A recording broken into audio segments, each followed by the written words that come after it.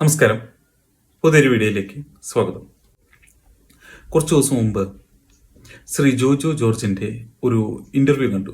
അല്ല, ചുരുളിയിൽ തെറിയില്ലാത്തൊരു വേർഷൻ ഉണ്ട്.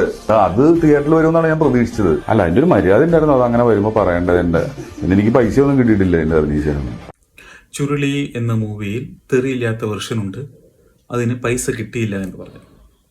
ഞാൻ ആദ്യമേ പറയട്ടെ, ഈ തെറി എന്ന് പറയുന്ന സാധനത്തിനോട്, അല്ലെങ്കിൽ തെറി എന്ന് പറയുന്നത് ഞാൻ ഇന്നേ വരെ യൂസ് ചെയ്തിട്ടില്ല. ഞാൻ ഉപയോഗിക്കാറില്ല തെറി. അതുപോലെ തെറി പറയുന്നവരോട് എനിക്ക് അത്ര വലിയ താല്പര്യമില്ല. അതുകൊണ്ട് ഈ സിനിമ ഞാൻ കണ്ടിട്ടുമില്ല. ചുരുളി എന്ന മൂവി എങ്ങനെയോ ചില ക്ലിപ്സ് നമ്മളിങ്ങനെ പല വീഡിയോ സ്ക്രോൾ ചെയ്ത് പോകുമ്പോൾ ജോജു ജോർജിന്റെ ചില സീനിൽ തെറി പറയുന്നത് കേട്ടിട്ടുണ്ട്. അപ്പോൾ നമ്മൾ സ്കിപ്പ് ചെയ്ത് വിടാറുണ്ട്.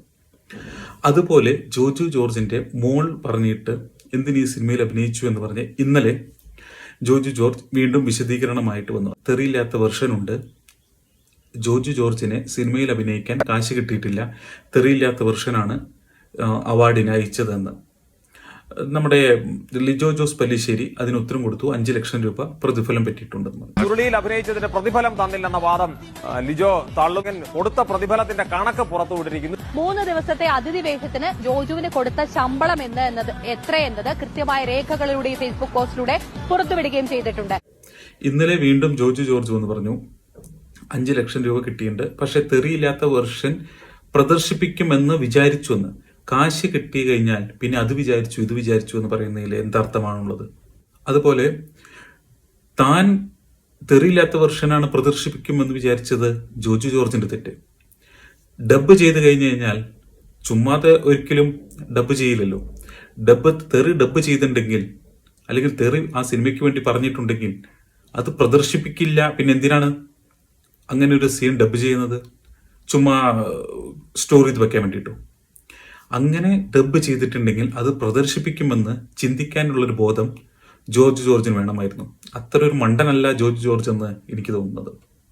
സിനിമയ്ക്ക് വേണ്ടി ഒരു ഭാഗം ഡബ് ചെയ്തിട്ടുണ്ടെങ്കിൽ അത് സിനിമയിൽ വരുന്നത് സ്വാഭാവികമല്ലേ?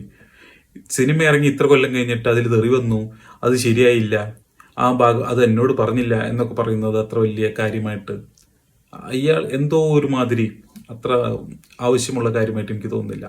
അതിൻ്റെ ഇടയിൽ ജോജു ജോർജ് പറഞ്ഞു, ഞാൻ ചില കുട്ടികളെ ഉപദ്രവിക്കുന്ന സീനൊന്നും ഞാൻ അഭിനയിക്കില്ല, അങ്ങനെ പല പല സീനുകളൊന്നും ഞാൻ പണി എന്ന മൂവി സ്ക്രിപ്റ്റ് എഴുതി ഡയറക്റ്റ് ചെയ്തിട്ടിരിക്കുന്നത് ശ്രീ ജോജു ജോർജ് ആണ്. അതിൽ എത്ര വേണ്ടാത്ത സീനുകളുണ്ട്, എത്ര വയലന്റ് ആയ സീനുകളുണ്ട്, കുട്ടിയെ പീഡിപ്പിക്കുന്ന സീനുകളുണ്ട്. സാഗർ സൂര്യയും കാമുകിയും കൂടിയുള്ള ബാത്റൂം സീൻ അത് ആവശ്യമുള്ളതാണോ? ജോർജ് ജോർജിന്റെ ഭാര്യയായി അഭിനയിച്ച പെണ്ണിനെ പീഡിപ്പിക്കുന്ന സീൻ അത് ആവശ്യമുള്ളതാണോ? ആ പീഡനത്തിന് പകരം അത്രയും മാന്യമായ രീതിയിലാണ് താൻ ഡയറക്റ്റ് ചെയ്യുന്നതെങ്കിൽ ആ പെൺകുട്ടിയുടെ കയ്യും കാലും തല്ലിയോടിച്ച സീനാക്കിക്കൂടെ? എന്തിനീ പീഡിപ്പിക്കേണ്ട സീൻ തന്നെ ആക്കുന്നു? തന്റെ സിനിമയിൽ അങ്ങനെ ചേർക്കുകയും മറ്റുള്ളവരുടെ സിനിമയിൽ അത് വേണ്ട എന്ന് പറയുന്നത് ശരിയായ പ്രവൃത്തിയാണോ മിസ്റ്റർ ജോജു ജോർജ്? ജോജു ജോർജ് ഇത്ര കൊല്ലം കഴിഞ്ഞു വന്ന് ഈ കണകുണ പറയുന്നതിനോട് എനിക്കൊട്ടും യോജിപ്പില്ല.